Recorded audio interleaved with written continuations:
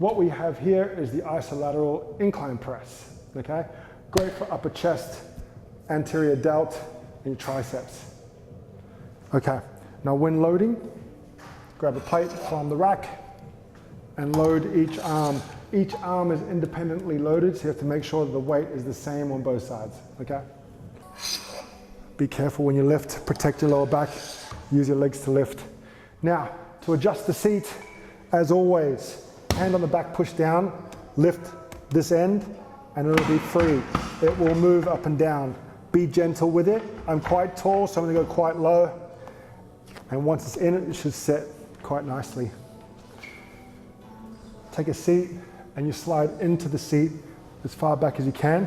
You want your feet, if you can, if your legs are long enough, feet flat to the floor, okay, knees tracking with the toes, slightly turned out. Pelvis is neutral, open the chest mass but drop the ribs so you're not flaring in the rib cage. Okay, keep the ribs down and engaged so you're still using pelvic floor and abs. You want to have the handles in line with the middle of your chest. Okay, so you should be able to keep the shoulders down and still get a firm grip. The elbows will come behind the wrist, okay? Your shoulders should not shrug up into the neck. The shoulders should stay down and the lat should be engaged so my armpit is nice and tight when I press, okay? If you have tight shoulders or you're a big person, you've got a big chest and you have to reach back quite far, which requires a lot of the shoulder mobility, you don't have to do that. I would just load one at a time. So I would twist this way to take stress off my shoulder. I would load up and lock out. Okay, that'll allow me to twist on this side and push up with the other hand. Boom, and load up. Alternatively, ask for a spot to get you out of that tight position into a nice stable one. Okay, I drop my shoulders down, I engage my lats so my armpits are tight. If you prefer, come opposing grip with your thumb. And then I introduce the stress down to about 90 degrees slowly. I control, I keep my shoulders down, engage the chest, keep my lats tight, and then I exhale on the press. Inhale on the drop. I keep contact with the ground with my feet.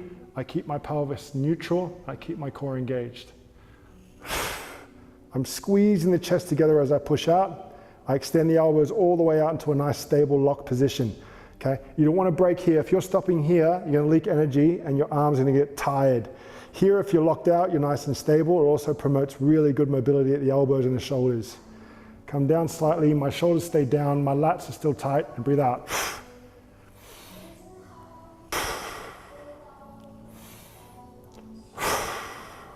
Again, if you need help on the way down, get a spot and they'll help you lower the weight with control. Alternatively, you can do one at a time.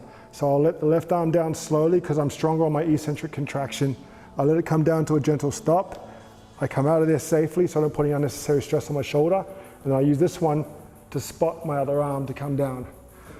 So if you have one arm that isn't as good or less proficient than the other one, I would take care of that one last.